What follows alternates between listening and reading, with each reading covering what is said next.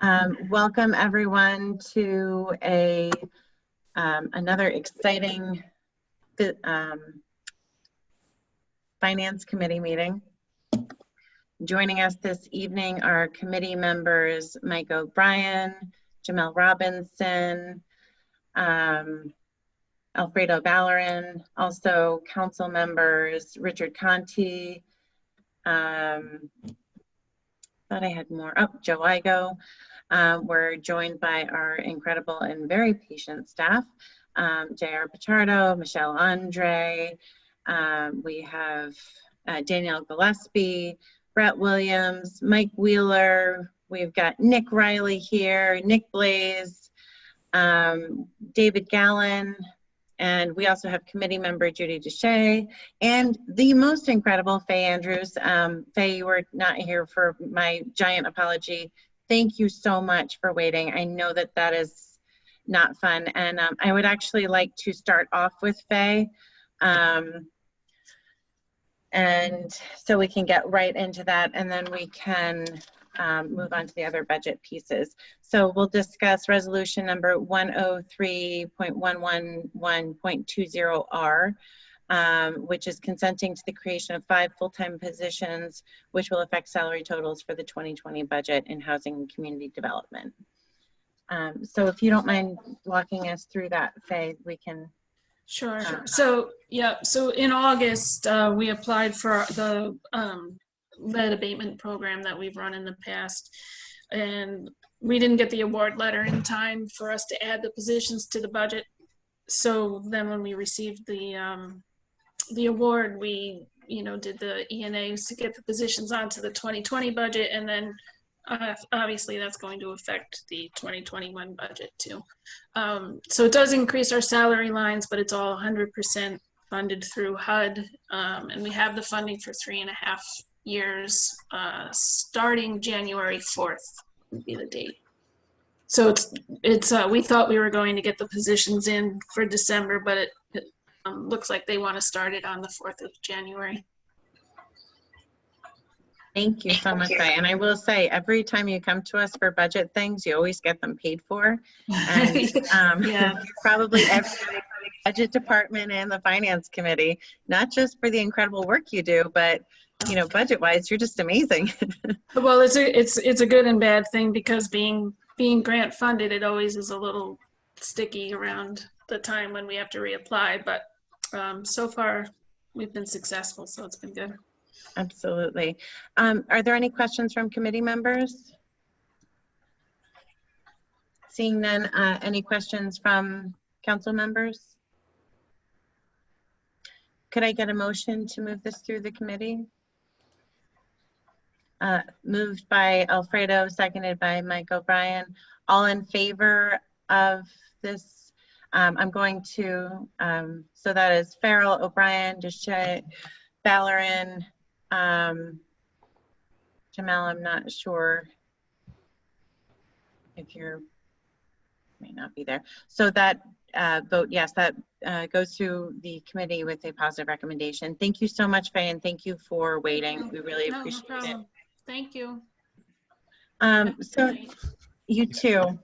So next, I just wanted to note that our bonding ordinances that dealt with street reconstruction, sidewalk reconstruction, and the ADA compliance of those pieces, 37.102.20 through 39.102.20, we do not yet have the streets on those, so we're going to hold those. We do have to have a committee meeting in December. I did tell everybody that and budget people are totally feeling our burnout too, especially tonight with us keeping them waiting. But it's going to be a bit of time in December so we can get a little bit of break from finance, and everybody is on board with that. So we will not be discussing those this evening. Next, I would like to talk about, do we have, Mike, have we reached a decision on the resolutions for the urban planning funds or the capital funds? We have. I'm going to let Nick Riley speak to that, because he's really been the point person. He's been speaking with the state controller's office, working with Ken and our in our treasury department. So I'm going to let Nick take over and kind of run through that for you guys. Excellent. Thank you. Yeah, so we had originally proposed or sent over resolutions to create 5 capital reserve accounts. I think Judy really hit the nail on the Nick, head. if you don't mind, you're a little hard to hear. If you can speak up a little louder. Oh, I'm sorry. So we had created, or we put in resolutions for 5 capital reserve accounts, and I think Judy really hit the nail on the head with, our capital reserve accounts, the appropriate way to go about those projects. And she and JR had sent stuff over to the comptroller's office. So we had a couple of conversations with them. And I think we've decided that it's best to only keep the capital reserve account resolution for the IT funds, because that's the only one where we're truly setting aside money for a purchase at a later date. The other 4, which were rec playgrounds, police vehicles, DGS equipment, and the planning department, we'll use capital projects funds. And I mean, this is all been discussed with the state comptroller's office. The mechanism is still an interfund transfer. It's just a transfer to a GH account. So these are these resolutions we can remove. All except for the IT reserve fund. Okay. So why don't we discuss the IT reserve fund and see if we can pass that through, and then we can talk about the budget.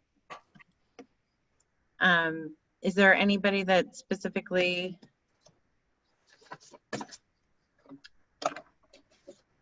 deals with the IT reserve fund that is on here? I can pull it up. Actually, here's my handy dandy.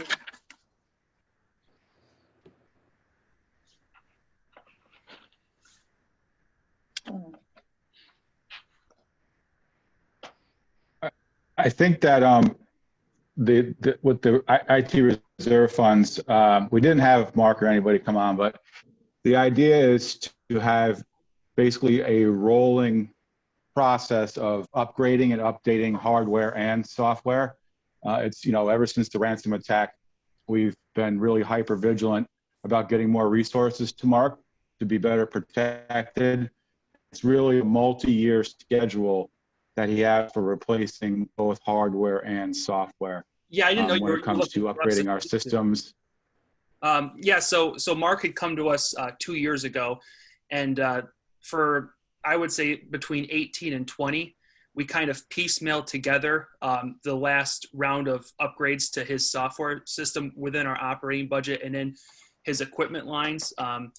But that was over several years. And then we asked him, because he said the next time they would have to be replaced around 2024, 2025. And that was really the driver for looking at creating this reserve fund then, was because it was coming in 5 years, and to have $800, $900, up to $1 million in expenses on this would probably result in borrowing. We just wouldn't have the room to do that in our capital account. So this is us kind of being proactive and looking to forego borrowing in the future. That's great. And just a note for council members, it's on page 96, the information on it in the budget book. My budget is all loose leaf, and I just dropped it everywhere, so it took me a little bit longer to get my hands on it.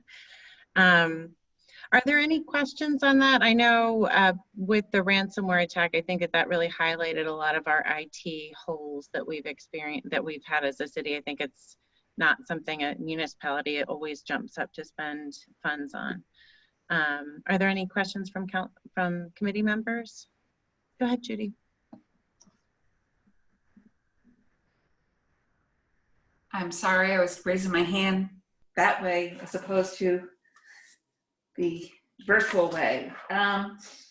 So I guess my question, first of all, is, so on page 96, it shows $859,400 as one-time investments, and then yearly capital investment, $171,000. And I'm a little bit confused by this because up at the top, it says cash capital, 168,000. So, and I'm sorry, I don't have the ordinance in front of me. What does the ordinance say in terms of an amount? For the first year, the resolution is 168,000. That number's correct.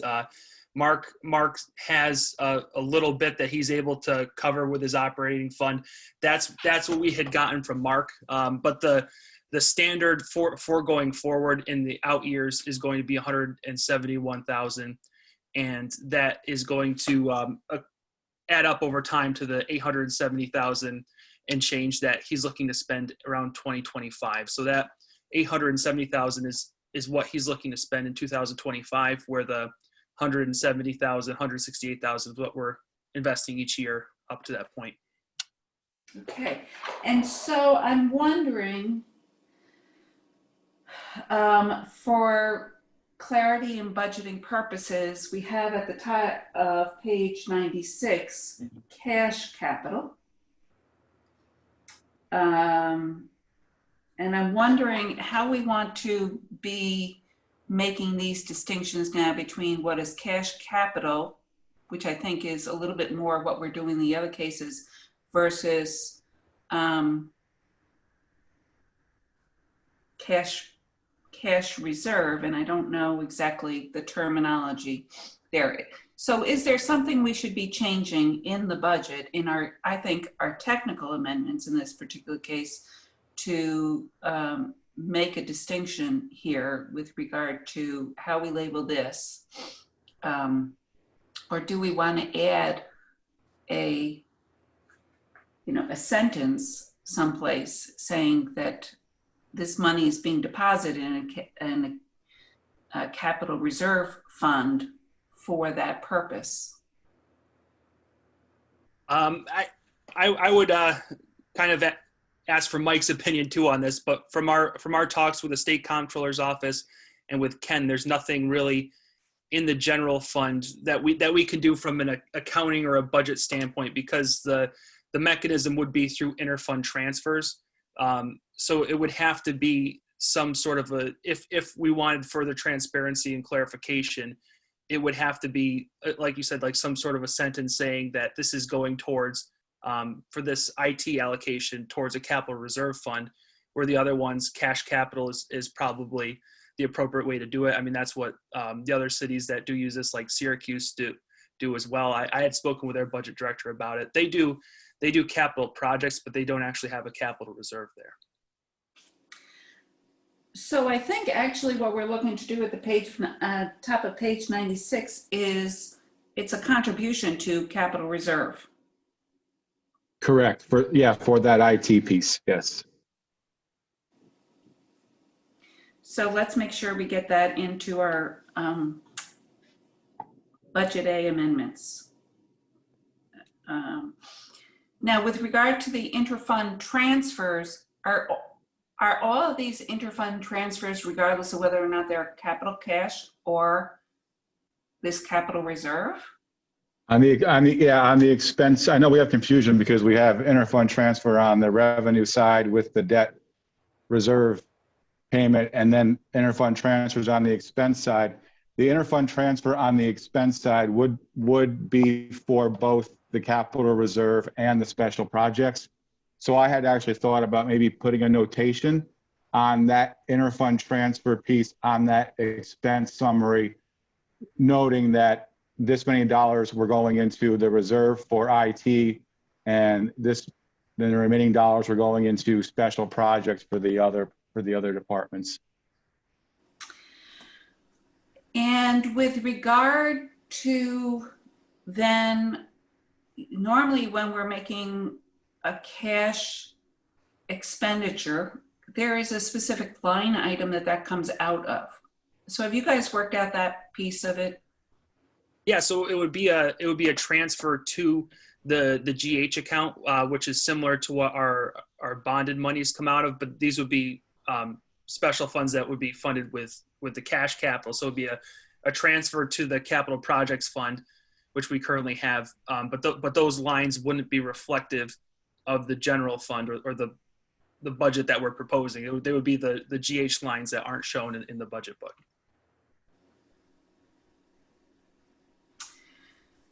Okay. I'm kind of wondering if we shouldn't be reflecting that, maybe not this year, but in future years for though, the actual line item, because you are then, it's a little bit more like when we do, a minor equipment purchase, or, different departments have an equipment line or something like that. So I'm thinking that for clarity in the future, that may be something you want to look at doing. I don't know that we absolutely have to do that, this year, and I don't want to complicate things unnecessarily, but We were thinking the same thing, Judy, and Syracuse actually has an insert that they put where they basically show the actual accounting function, where you see the interfund transfer, and then it'll appropriate to that GH line and say, appropriation to capital reserve in our case, or special projects as well. So for budgets moving forward, you're right, it's a little late in the game how quickly we've kind of pulled this together, because honestly, we didn't know we'd have an opportunity to do this, and right before the budget came out. So that is definitely on the radar for 2022 budget, is to have that insert that clearly shows exactly where those interfund transfers are going to end up. and I know And also just, sorry. I was just gonna. Go ahead. I was just gonna say. Go ahead, Judy. Well, I was just gonna add to that exactly what Mike said, but point out that although we have this allocation for 1.7 million to both a capital reserve fund for IT purposes and capital projects, we didn't think necessarily that the insert was necessary this go around, because they are all spelled out as part of the capital plan, which is more comprehensive this year. And each of those projects for those departments is delineated in some section in the book. Right. That is being voted on. Right. So what I was going to say is, I know that some of these departments are very protective of what they fight hard for in the way of capital expenditures. And so they probably would take a little more comfort in us actually approving something that actually goes into a fund that is associated with that.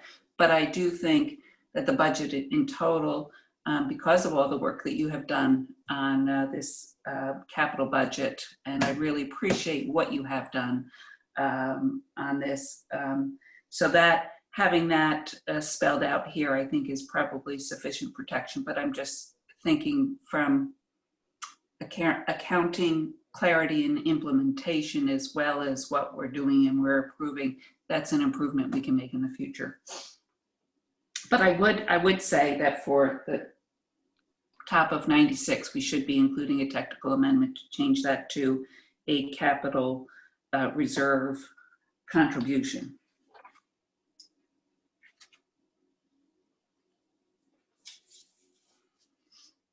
And thanks for your work on this, guys. Appreciate your. We're gonna have to do the other, because that's year one. So we're gonna have to. I mean, this is just a note for budget. We're gonna have to do all the other 4 years of IT's plan as well. But we've been picking that up for other technical amendments as well. All right, great, thank you. Are there any other questions on the IT?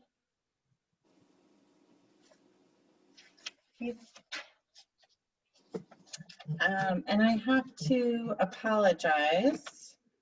In my piles of, oh, here we go. In my piles of papers. Sorry, Ginny. I know you're.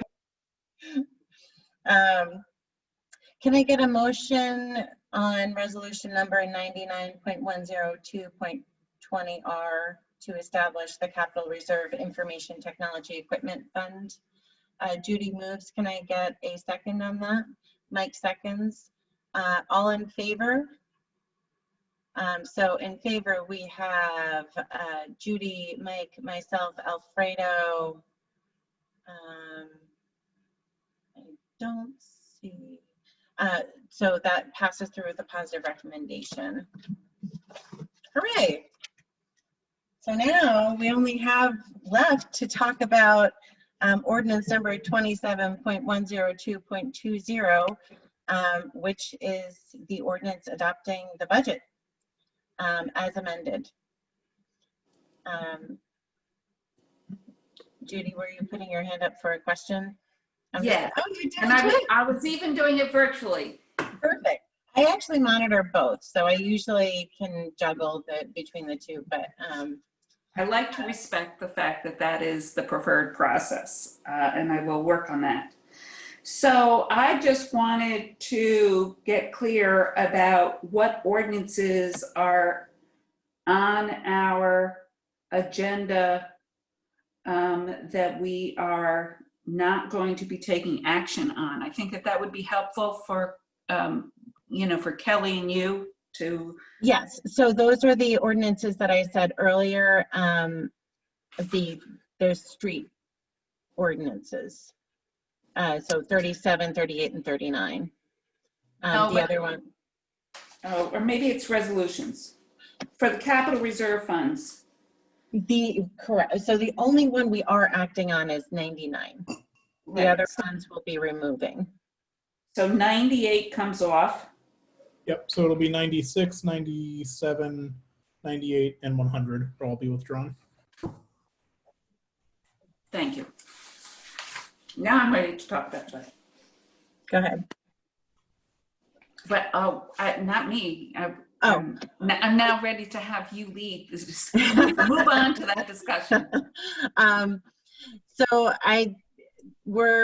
we've had quite a few meetings of budget discussions. There were some amendments that were sent out. I think for the most part, it would be great at this point if members had any questions we should discuss them so we get to a point where we can pass it through the committee. So are there any questions or statements about the budget or the budget amendments? And I would start with committee members first.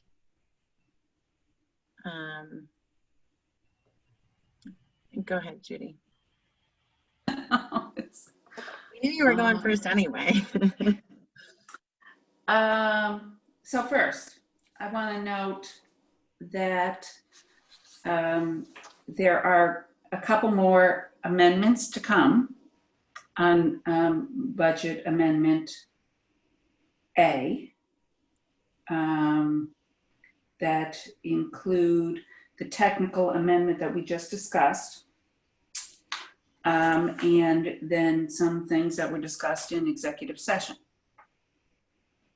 And so I don't know if you want, that requires a discussion with the budget office with regard to the details of that. So I don't know that we can pass this out of committee unless you want to have that be an amendment B.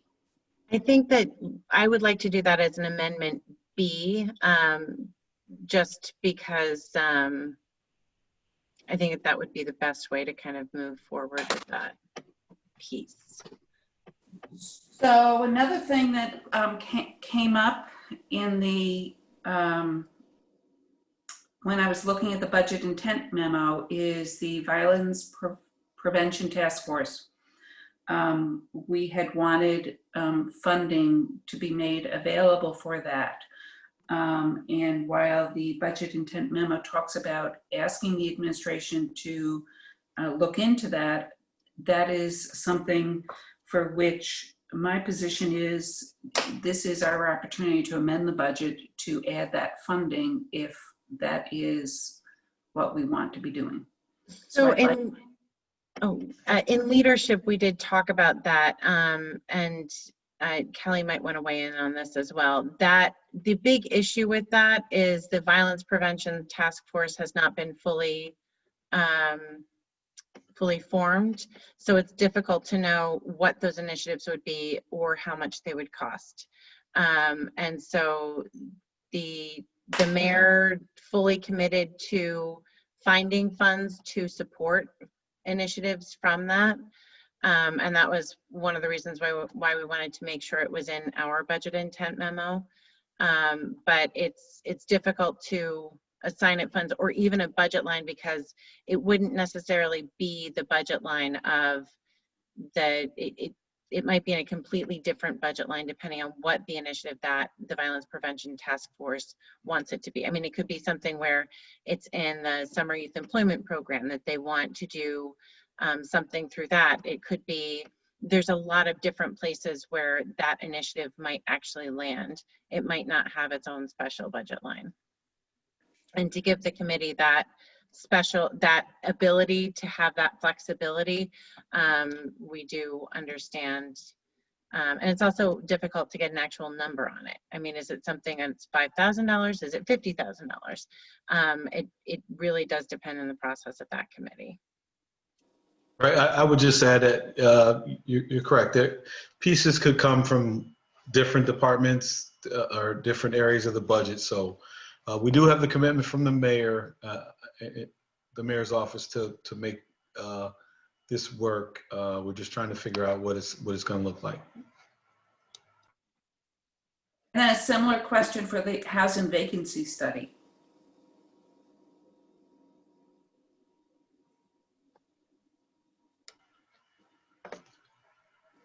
Was that for me or it's for the budget guys, right? Right. Well, my comment is we talk about the need to be looking forward to having that study conducted. And so the budget intent memo essentially, last draft I saw, I think essentially asked that the administration be sure to find the money to conduct that.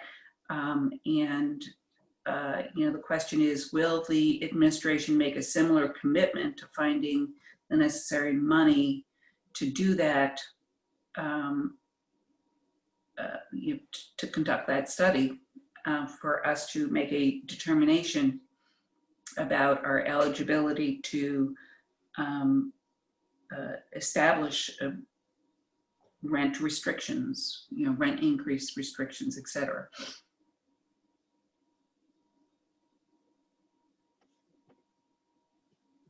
And if not, do we then, the Common Council, look to create a line ourselves right now before we pass this budget that includes some funding for that?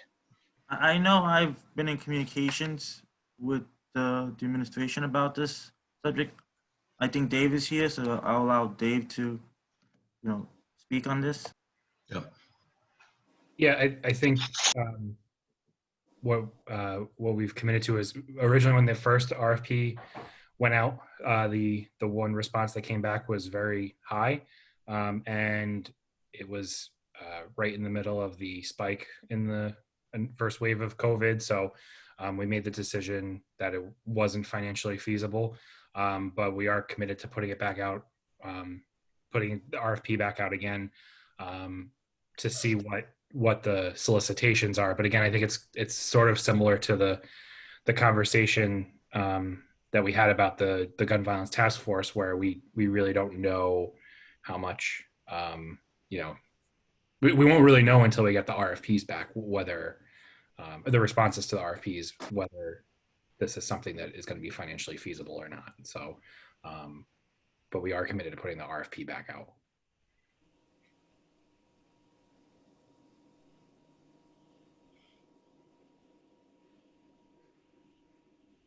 So I don't want to ask the question about how much that you determined was not financially feasible. Certainly, I think we would want to put an RFP out in such a manner that we get more than one response.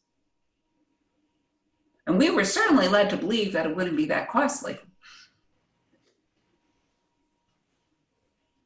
I don't have the exact number in front of me, but if I remember correctly, it was in the low six figures. And I know that we, obviously we draft all the RFPs to be, to solicit the most number of responses to try to make it competitive. So we'll go back to the drawing board and try to make that, try to alter it to expand the pool of responses that we get.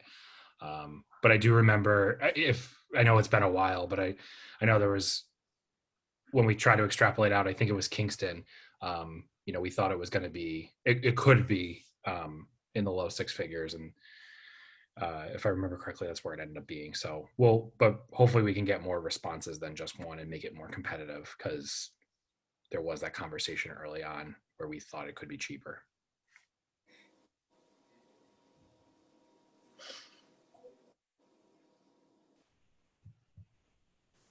I'll defer to other committee members and council members. I had a question for Dave.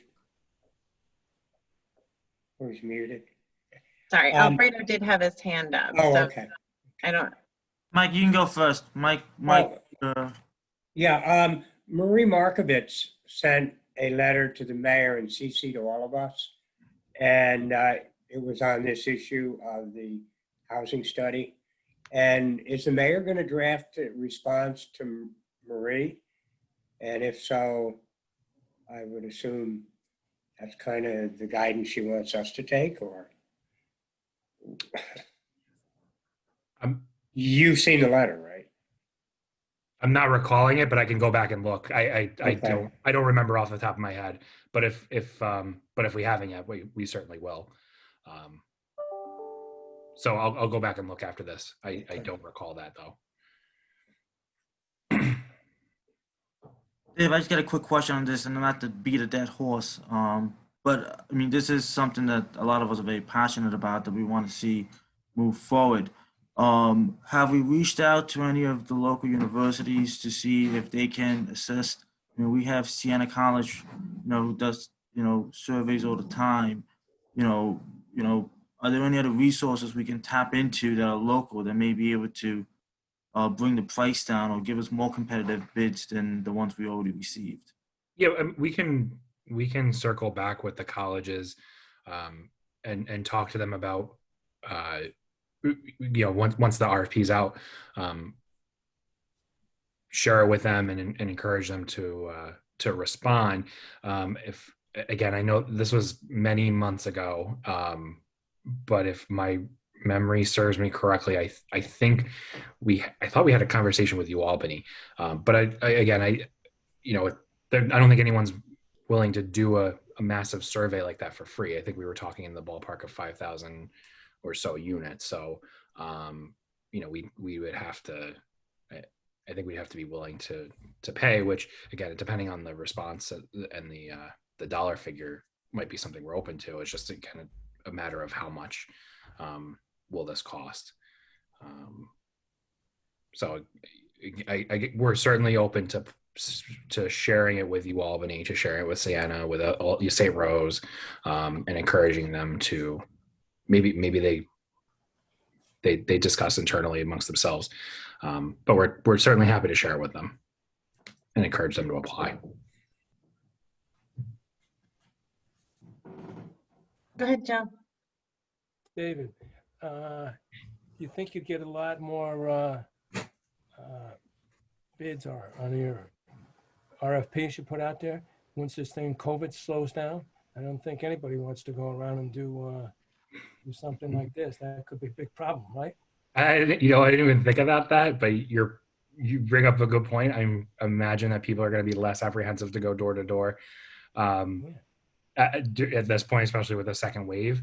But at the same time, it does take a while for people to review the RFP, to respond, to think about putting in a response and then contracting. So, we don't want to let it linger too long, but I think you bring up a good point, council member, that especially right now, I think people might be more. You're only getting one back, and you come to maybe, I don't know when to say it's going to be a good time.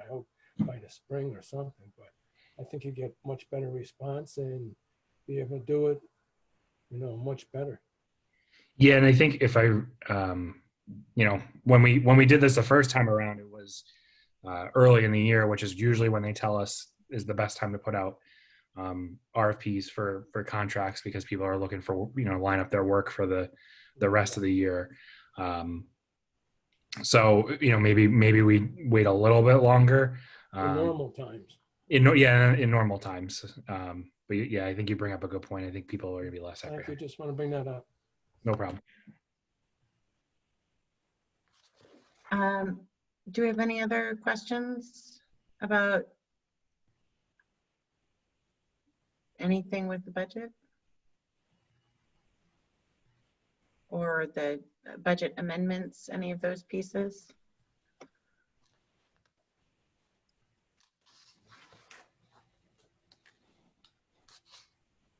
Are you trying to unmute yourself, Judy? I was trying to raise my hand. I really do look at both. I'm actually pretty good. And even Tom even said, he's like, oh no, he texted me later. He's like, you're really good at it usually. So I can do both. I really can. So,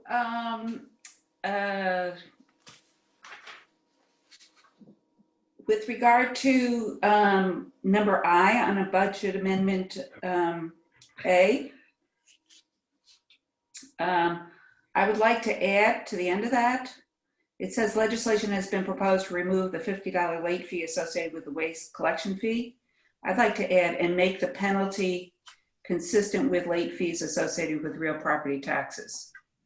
I want to make it clear that we're not just completely eliminating the late fee. I don't want it to be misleading. So that's one thing. I do want to, before we vote on this, to actually add in the change to page 96 to label the cash capital contribution to capital reserve. The other thing is this document now today came as attachment A to the resolution, and it was all one document with budget amendment A. But budget amendment A is actually goes to the ordinance. Yeah, that may be my fault, Councilwoman. I didn't have a clear template to go on as far as what attachment A to that resolution should have been, so I tried to be over-inclusive rather than under-inclusive. So if we want to remove that particular thing from attachment A to resolution 110, 11220 RMC, we could probably do that. So the easier thing I think to do is is to attach budget amendment A to the ordinance for the adoption of the budget as amended. If the committee is in agreement, often what you do is you vote then on each specific amendment that is before the council before you vote on the ordinance as a whole. But when there is, I think, a consensus as we are developing, it doesn't hurt to have that amendment A just be part and parcel of the ordinance in the same way that we adopt other ordinances as amended. So that would be the process now, I think, for if we're going to move forward with making a positive recommendation with regard to the ordinance for the adoption of the budget.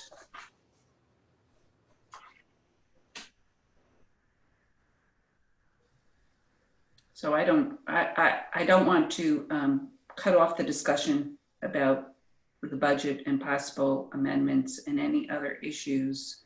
So I'm not going to make that motion right now, but I will when I get a clue.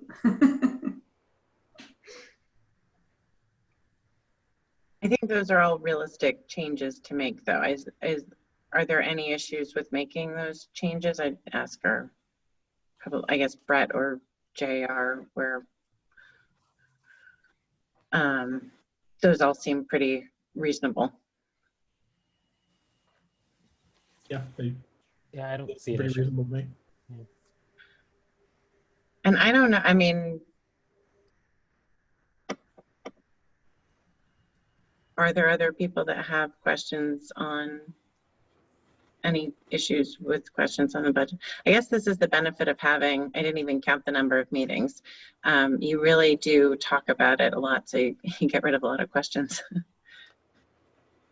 I guess one technical question possibly for Councilmember Doucette would be, do you think we would need to amend Ordinance 27, which adopts the budget? I think it's 27, right? I've lost track at this point. It is 27, yes. Okay, thank you. Would you want that sort of as amended to say reflecting the amendments contained in Budget Amendment A, or however we would want to word that? Oh, that's a good point. And JR, feel free to chime in here. Because right now, Budget Amendment A says Council Member so-and-so moved to amend ordinance number as follows. So if we could eliminate that out of this and simply change the ordinance adopting it to read as amended by Amendment A attached. Something Yeah, can I just, Budget Amendment A, Budget Amendment B, I don't have them in front of me. That is an amendment to Ordinance 27-101-20. So once you adopt that amendment, you're amending 20, so unless I'm missing some conversation here, it's not, Budget Amendment A doesn't stand separate. It becomes part of 27-101-20. So when you send this to the mayor, you're sending the 27-101-20 as amended, and all of those amendments that you adopted are reflected in the text of the ordinance.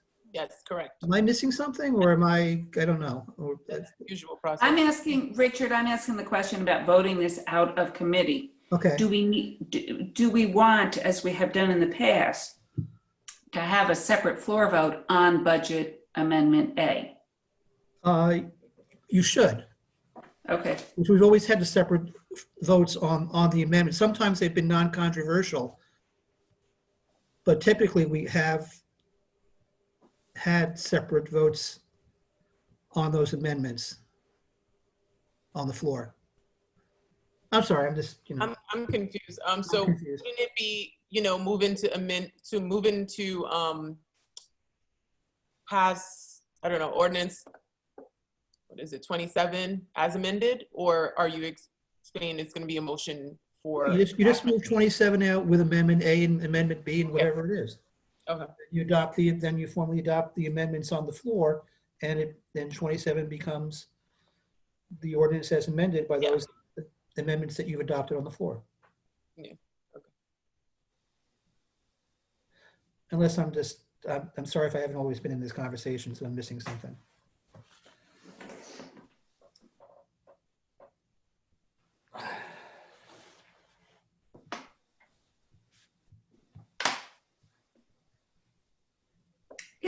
Can I ask, is there anybody else who wants to discuss the budget further, or should I go ahead and make a motion? Can I just, oh, go ahead. Yeah, I mean, as I'm looking at, there's really not a lot we're doing from what I gather,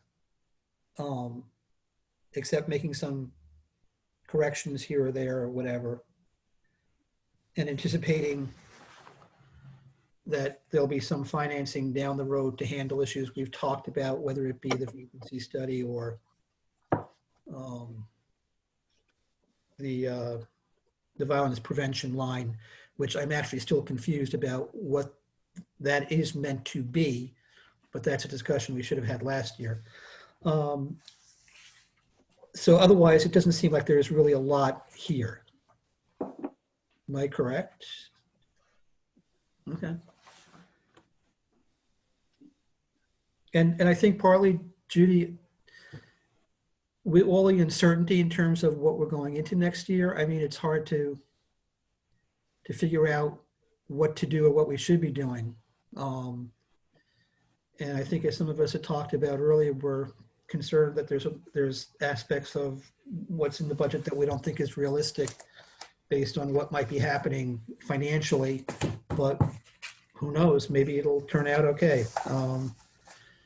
So there's a lot of unknowns. Yeah. Absolutely. Alfredo, you had your hand up, and I see Joe, you as well. I was just gonna say, I think, you know, we've had a lot of meetings on this. So I think we've spent a lot of time, and yes, there's a lot of uncertainty, and there's a lot of hope that things will work out in certain ways. I'm a little more optimistic than I was a few weeks ago, and I do think some things have already turned our ways. You know, that gonna put us in a better position as we close 2020. So, you know, hopefully, you know, it will continue to be in that direction, versus going back in a negative light. But I do think we've taken a considerable amount of time trying to go through this, you know, like we should, with due diligence. Go ahead, Mike. I'm having the damnedest time trying to find Budget Amendment A. I know I got it. Could somebody resend it?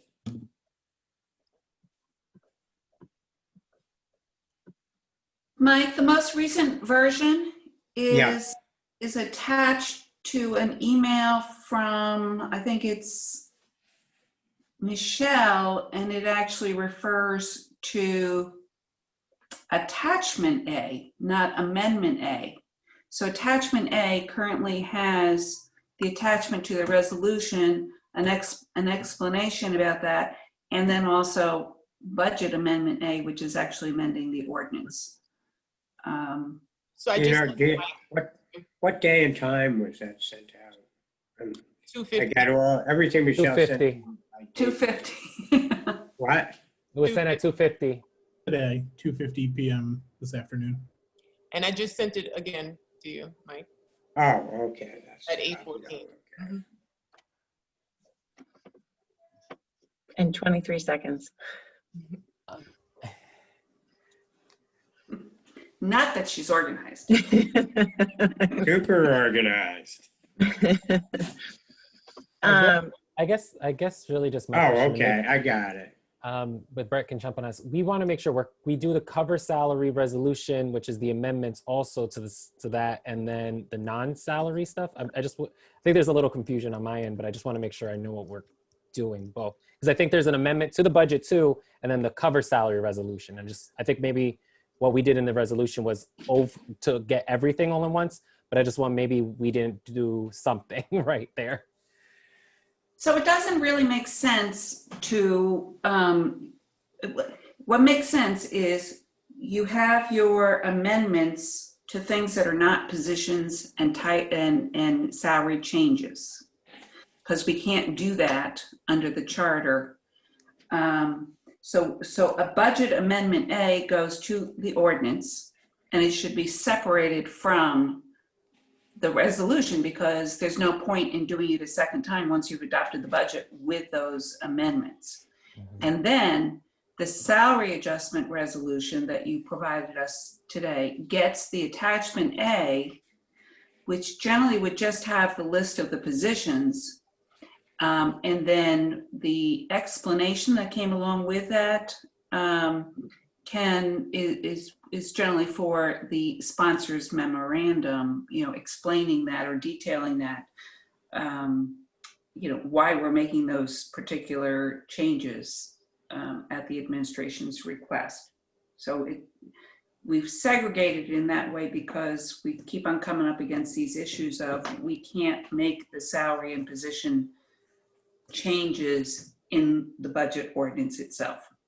Richard, you're going to correct me. No, I'm not. Actually, you're correct. I am just looking at, because I'm now seeing Resolution 110, which is the salary adjustments, which refers to attachment A. which really, I don't like when we refer to attachments because they get lost. And I would really strongly suggest that you incorporate the body of that attachment in that you incorporate the attachment into the body of the resolution, so it's all there, because these attachments get lost, and it creates a lot of problems later on in trying to find the stuff. I would tend to I agree, agree. Councilmember. I and agree. frankly, that was probably what caused this confusion, is because I I couldn't find the attachment A to last year's version of the, Right. the resolution. So yeah, It's just going forward, I'm happy afterwards. to do it that way. So Richard, just really, I'm going to pull it up, the attachment A, and just, I guess, so I want to make sure what goes to the ordinance amendment and then what the salary cover one, I just maybe, because maybe they're both in here. So maybe I Right. just want to go over what should we split. Anything salary adjustments should be in the resolution, but whatever. And it froze. It just froze on me. Sorry.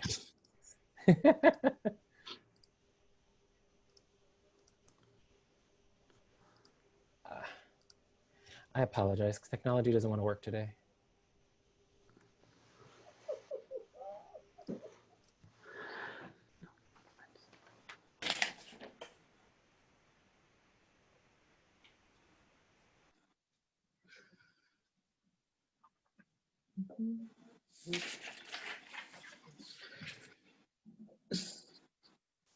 So I guess my question is, well, actually, we do have to have this settled before we pass it through the committee. But it seems like we're pretty close to actually take a vote. Got it going now. So let me just pull it up real quick. Sorry. Sorry, Great. Jenny. Oh, no problem. So this is attachment A that we refer to. So here's the salary, the budget, salary, and title changes, explanation, justification. And then here's this spreadsheet that has some salaries as well and showing where the money's being moved around.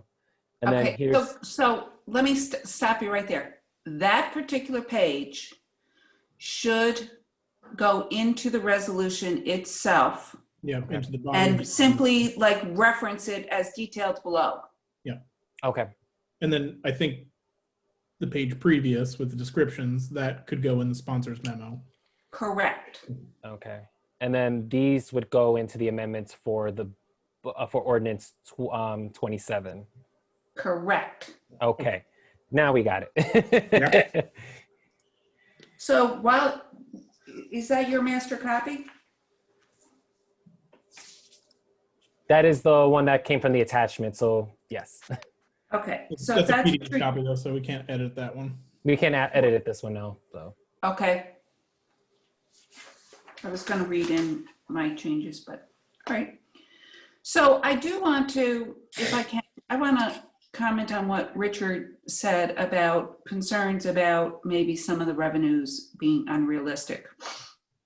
And I struggle with that as well, in ways that I've never struggled with it before. Because how do we know? What is it that I would then say, okay, for state aid, this is the amount that we now plug in? Because we have no idea, really, ultimately. And we can only go on the basis of past history. I think to some extent, we're in a slightly better position at the end of 2020 than I think that we envisioned we would be, at mid-April or May of this year. And so the same dilemma then exists for the 2021 budget. There's a big, wide unknown.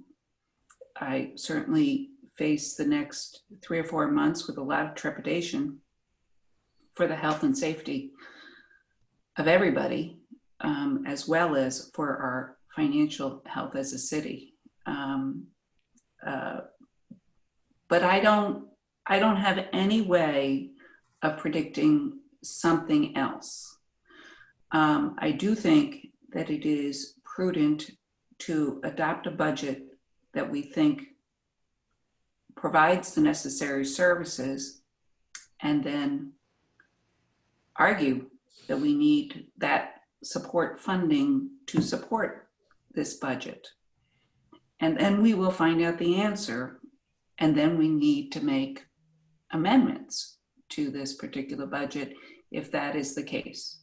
Unfortunately, I was a little more optimistic about getting appropriate federal relief 2 weeks ago than I am today.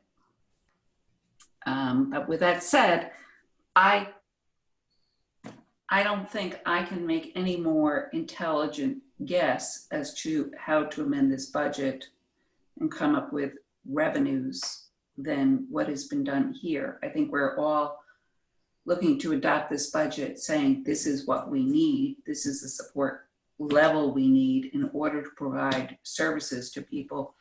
And then if that funding is not forthcoming, then deal with that situation. I think an important point to the whole revenue piece is when it comes to advocacy for state aid, if we actually went through and took less in that, then we would get less. So there's, in terms of, there's concern, there's two sides to this budget that absolutely I have a lot of concerns, which I talked to the administration about the revenue. But you can't make the argument for that amount of state aid if you create a budget that is less than that. And if this is the budget that our residents actually need, then I think that is the right direction to go in. But it's certainly a difficult and nervous direction. I'm going to say, Richard, David, I don't know if you have something relevant to this. Maybe you should say something first. I was just going to add, Ginny, you hit the nail on the head, so I won't belabor it. But I mean, the president-elect has added state and local aid to his transition plan. It's what we've been advocating for since day one of COVID. And to Ginny's point again, if we don't put it in the budget and a revenue replacement package gets passed, we can't go back and then say, oh wait, give us a little more. So again, this is, I just want to remind everyone of that. And it's, similar to the capital city funding proposition that we go through every year, except we have obviously now we're advocating to the federal government, not just the state government. So I'll just leave it at that. And I would be honest, I saw Richard and Alfredo's hands at the same time, so I'm not sure. Sadly, you cannot arm wrestle. Let's go first. Well, I was going to say, in terms of state aid numbers, I think it's appropriate that we put in what current funding formulas would provide us, because remember, the governor has not submitted a plan at this point to reduce state aid payments or to make adjustments in the budget to reflect, revenue losses due to the pandemic. He has done withholds of certain percentages as those payments became due, but has not characterized them as reductions, but withholds pending some clarity on the federal level, which we're all trying to push for. So at this point, there is no actual proposal by the governor on to reduce state aid beyond those withholds that have come along, depending on when a locality gets a payment. How that's going to play out is going to depend on what we get on with the federal level.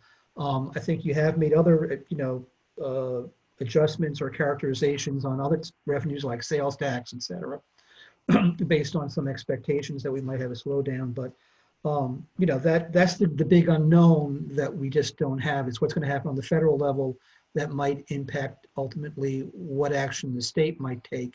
And we're all hoping that we don't end up there. So I understand the difficulty as far as, in terms of adjustments. And like any budget, it's going to have to be managed through the course of the year to make sure that our expenditures are meeting whatever revenues come in.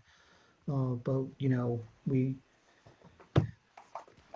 need to make the case in terms of what we need and do the budget that provides, tries to maintain services, because I think we're all feeling from our constituents the frustrations about what's happening out there within our particular wards. Go ahead, Alfredo. And I see you, Mike, too. I'll call on you next. I want to apologize, Judy. I didn't get to hear the rest of your statement. My computer and my internet went off. But I want to, agree with a lot of the sentiment, the uneasiness and the concerns. But I also want to remind you of the summit when we were the optimists. We were looking at the sales tax, and when we were the ones that were a little bit more optimistic, we might be able to shrink that gap. And I think we have. I think we have shrunk that gap in 2020. So I want to keep that optimism, because we really are between bad place and a rock and a hard place. I'm sorry. It's late.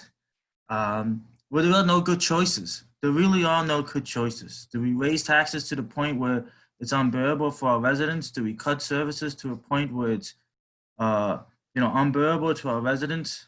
Or do we do the best balance we can and try to manage it as best we can? So I agree. It's probably the most uncomfortable budget I've been here. It's probably the most uncomfortable budget I've done in my career, and I've been doing budgeting since 2015 in general. And so it's not a good place to be, but I don't think we had any really good answers. And I do think we have some hope. And again, I'm much more optimistic today than I was, 2 weeks ago. But I'm also, I also think we've done a lot over the last few years to get to a better financial situation where we have a fund balance that we didn't have years ago. So we have some reserves to tap into, so that we don't have to put too much of a burden on our residents. And let me tell you, not everyone's happy with the burden that we are putting on, but I think it's much more reasonable than what I was feeling, to be honest, because I thought this was going to be a much more painful budget. So I'm optimistic. I'm hoping we end 2020 in a much better position, which will hopefully put us in a better position as we start 2021. Absolutely. Before I call on you, Mike, I just want to note that Tom Hoey also joined us, and actually quite some time ago he joined us, and I've been so riveted by the discussion I haven't mentioned it. Go ahead, Mike. I want to agree with what Judy, Richard, David, and Alfredo said. Granted, a lot of things are uncertain about the revenues that are written into the budget. Quite frankly, I don't think we have any other choice, and unless they were going to take a knife and start dramatically cutting the city apart. So I'm prepared to vote for the budget as written and to make a recommendation with the amendments to go forward. Excellent. Can I have a second? Judy is not here. Alfredo seconds. Oh, there she comes. Good. What are we moving? Mike is moving the budget with the amendments. We have one amendment at this point, just to be clear. We're only voting with one amendment. And I just want to be clear that the budget amendment A makes a change to page, to add on page 96 at the top of the page, change quote capital cash capital to capital reserve fund deposit.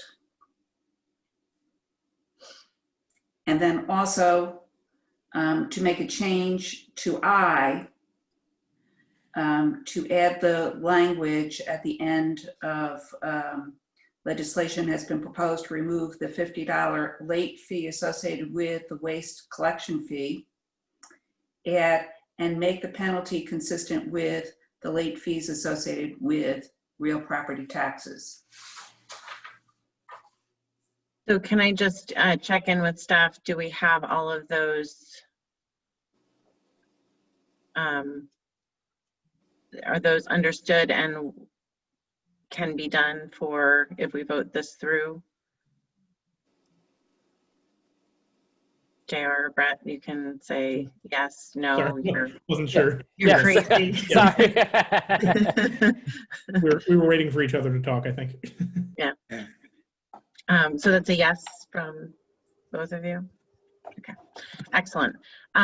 So with those additions, all in favor of the passing ordinance 27.102.20? I think it's 102. Through the committee, that is Farrell, O'Brien, and Ballerin in the affirmative, and Duche in the affirmative, and so that passes through. I just want to, before we retire from a lengthy evening, I just wanted to note that JR sent a final draft out for the budget intent memo. I'd really like to huge thank you to Judy and Richard for sending in comments on that. If people can look at that by tomorrow so we can finalize it, that would be great. Go ahead, Judy. So do we want to pass the resolution out that makes the salary adjustments and the position changes? Oh, why, yes, we do. Thank you. Yes. Thank you for catching it. I made a little amendment, so I just pulled those Excel spreadsheet and embedded it. So this will be an MC to be added. I don't think that we put it on the active calendar yet. No, it's an MC, so it's not technically has been introduced yet, so it will be introduced on Monday. So technically we don't need a vote on this Yeah, so right I don't, now. yeah. But I just wanted to show that this is the amendments, the change I just did per the conversation. Right? We can, but I mean, Can we, Michelle? We can make an informal positive recommendation of the committee for resolution 110.112.20 RMC with the amendments, including the salary changes and position changes in it. I think we can. I think that that's a good idea, and that way there's some confidence from the finance committee meeting. And I apologize, my computer is dying, so I'm moving to a plug. So JR, yes, ma'am. You still have a reference to attachment A in there, and I think that what we wanted to do is move that. Now therefore be it resolved, we're approving those changes listed below. I'm sorry. Yep. Yeah, JR, if you want, I can work on this tomorrow, and I can add the. I think we have the right. I think we have the idea, and yeah, I'll add the explanations into the supporting memorandum as well. Yep, just added it right here as detailed above.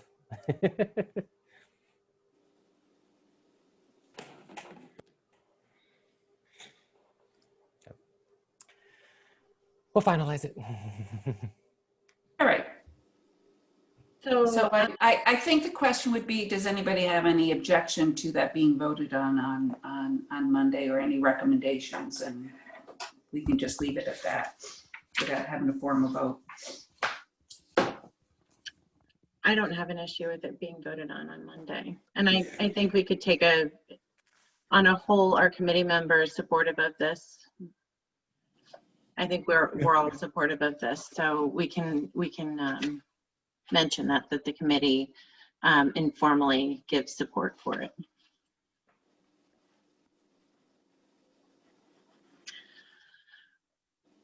So I think that is everything. Thank you so much I really want to give huge thanks to the staff for all of your work for this, council staff and budget and staff, Corp Counsel's office. We really, really appreciate your hard work on this. It's a long process and we appreciate you. I'd like to give a huge thanks to Finance Committee members because it's a lot. And a special thanks to Judy for, again, she's did quite a bit in this budget too. And also big thanks to Richard who is helpful with just about everything with council operations. So thank you guys so much. I'm not complaining or bothering, I'm sorry. Well, no, not at all. So could I get a motion to adjourn? I move. Judy moves in a second. Mike seconds, all in favor. That is unanimous. And thank you so much, guys. Have a great night. You too. Thank you. Have a good night, everybody.